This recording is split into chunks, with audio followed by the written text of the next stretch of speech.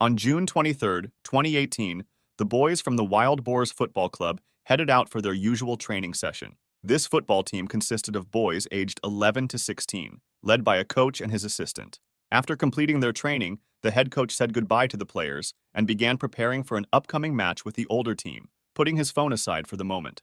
Hours later, when he checked his phone again, he found numerous missed calls from concerned parents. The boys had not returned home, and their locations were unknown. He immediately began calling each player individually, but none responded until finally, one boy named Sangpol answered. Sangpol, a 13-year-old team member, had been picked up earlier by his mother. He informed the coach that the rest of the team and their assistant coach had ridden their bikes to explore the nearby Tham Luang caves. Realizing the severity of the situation, the coach quickly rushed to the cave. When he arrived, he made a distressing discovery. The abandoned bicycles of the boys still lay at the entrance, which means that the team was still inside the cave. The entrance, however, was now dangerously flooded by rapidly rising water levels due to unexpected heavy rainfall. The boys, if still alive, were trapped deep inside. Local Thai authorities soon arrived and found backpacks and other belongings left behind, but were unable to search further due to the dangerous flooding. Thai Navy SEAL divers were urgently dispatched to the region, setting up a crisis management operation to coordinate a potential rescue mission. During this developing crisis, Vernon Unsworth, a British caving expert residing nearby, volunteered his help. Unsworth, having spent years exploring and mapping Tham Luang, knew the cave well. He informed the authorities that Tham Luang was the fourth longest cave in Thailand, stretching more than 10 kilometers, with various pathways diverging deep underground. Unsworth helped establish communication between Thai authorities and the British Cave Rescue Council, enabling John Valanthan and Rick Stanton to fly in and support the ongoing efforts. These two men had worked together on numerous challenging missions and had significant experience in cave rescues and body recovery missions. As each day passed, anxiety grew. The boys had planned to spend only an hour inside the cave and would have likely run out of food by now. The rainfall continued, worsening flooding and further complicating the rescue efforts. Thai Navy SEAL divers were making little progress due to the extreme conditions, and there was initial skepticism about what the British divers could offer that the SEALs couldn't. Despite their civilian status, John and Rick were specialists in cave diving. Experienced enough to navigate flooded, dark, and cramped conditions, their first attempt to enter deeper into the cave proved challenging due to the strong water currents and almost zero visibility. At points, they had to rely solely on touch, pulling themselves forward along the cave floor. They meticulously laid guidelines to assist future dives, hoping to reach a large chamber known as Pattaya Beach. It was thought this chamber, located at a higher elevation, might provide the boys with refuge from the flooding waters. However, as the rain intensified, their initial search attempts had to be interrupted. Undeterred, Thai Navy SEALs and hundreds of volunteers tirelessly worked to lower the water level, diverting rivers, installing pumping stations, and searching for alternative cave entrances. Former Navy SEAL diver Salman Kunan was among the volunteers assisting the mission. Meanwhile, the SEALs established a base camp within the cave, stocked with equipment, air tanks, and divers in Chamber 3, the largest unflooded area accessible at that time. The boys have now been missing for 72 hours. Locals are still hoping for a miracle. After a slight improvement in the weather, John and Rick attempted their longest dive yet, determined to reach Pattaya Beach. The journey was long and exhausting, but they finally arrived at the highest point of the cave system, only to find it empty. Initially disappointed, the divers faced a difficult decision. The general rule is simple. Use 1/3 of your air supply going in, 1/3 for the way out, and keep 1/3 as a safety reserve. But the divers had already gone far beyond that limit. Still, they chose to press on, continuing deeper into the cave while laying guidelines along the way. They swam further than planned, deep into unknown territory. It was at this moment, after surfacing in a remote part of the cave, that they spotted a faint light. Moving towards it, they heard voices.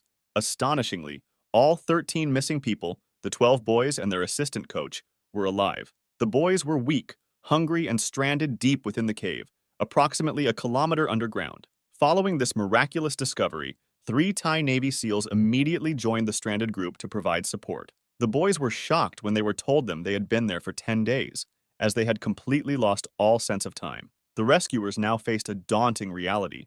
Finding the boys had been easy, but rescuing them safely seemed nearly impossible. Various strategies were proposed. For now, the plan is simple. Pump out as much water from the cave as possible, as quickly as they can. Meanwhile, Elon Musk constructed a child-sized submarine. But when the rescue team declined his offer, Arguing that a rigid device couldn't navigate the cave's narrow, twisting passages, he fired off a series of tweets criticizing the team. Another option was to teach the boys diving techniques, enabling them to exit the cave through underwater passages. Another possibility involved drilling a shaft from above, creating an emergency escape route similar to the Chilean miner rescue in 2010. Alternatively, authorities considered waiting out the monsoon season, providing supplies until waters receded enough for a safe exit. Each option, however, had critical flaws. The boys, many of whom could not swim, were too weak and exhausted to safely navigate the treacherous underwater passages. Drilling through solid rock to pinpoint the boys' exact location seemed unrealistic. In the case of the miners in Chile, it took about 7 weeks after their discovery before they could be freed. And waiting until the rainy season ended, several months away, posed severe risks as oxygen levels in the cave chamber were already dangerously low. And this was just the start of the rainy season, which wouldn't end until November. As the rescue team struggled with these harsh realities, tragedy struck. Retired Navy SEAL volunteer diver Salmon Coonan lost his life during an attempt to deliver supplies, highlighting the serious dangers involved in the mission. This painful loss increased the urgency and desperation of the situation, underscoring the danger everyone faced within Tham Luang Cave. With time running out and no safe options left, an unusual and risky plan emerged. It involved sedating the boys and transporting them through the flooded cave while unconscious. Rick Stanton reached out to his old acquaintance, Dr. Richard Harris, an Australian anesthesiologist with over 30 years of experience. Firstly hesitant due to the immense dangers involved, Harris eventually agreed, recognizing there were no better alternatives available. A highly specialized rescue team was flown in, composed of some of the world's best cave divers. The plan entailed dressing the boys in wetsuits and administering 2 injections of sedatives, leaving them fully unconscious. Each boy was fitted with a specialized diving mask covering their entire face, delivering continuous positive pressure to prevent water from entering, even if a gap formed underwater. The children's hands were bound behind their backs to prevent accidental interference, and oxygen tanks were secured to their chests to maintain proper head positioning and airway safety. Each child was also securely tethered to their diver, ensuring they wouldn't get lost. As the rescue began, the lives of these children were literally in these divers' hands. Any incident with the mask could result in the kid drowning. At points where the cave allowed passage by foot, divers transported the unconscious boys on stretchers. Mid-journey, the divers had to administer additional sedatives with a preloaded syringe. Although the divers constantly worried for the boys' safety, confidence began to build after the first 2 boys successfully reached Chamber 3. Somehow, the plan seemed to be working. At Chamber 3, the water had been successfully drained enough for the Thai Navy SEALs and volunteers to carry the boys safely through the remaining challenging terrain. News of the successful initial rescues spread rapidly, bringing hope and relief worldwide. On the first day, 4 boys were rescued. Another 4 followed the next day. On the final day, 4 more boys and their assistant coach remained. The rescue went according to plan, until a major complication arose with the smallest boy. The positive pressure mask was too large for his face, failing to create a watertight seal. Despite desperate attempts to tighten the mask, divers had to resort to an alternative, a smaller recreational children's mask, barely suitable for the circumstances. Despite difficulties, they secured the mask as best as possible and proceeded, hoping for the best. Miraculously, despite all obstacles, the final group made it safely out of the cave. The entire world celebrated as the last boy and their assistant coach emerged, completing the rescue successfully. However, the operation was not without cost. Beirut Pakbara, another Thai Navy SEAL petty officer, contracted a severe blood infection during the rescue mission and passed away 1 year later. If you enjoyed this video, subscribe for similar ones and feel free to drop suggestions for the next video in the comments.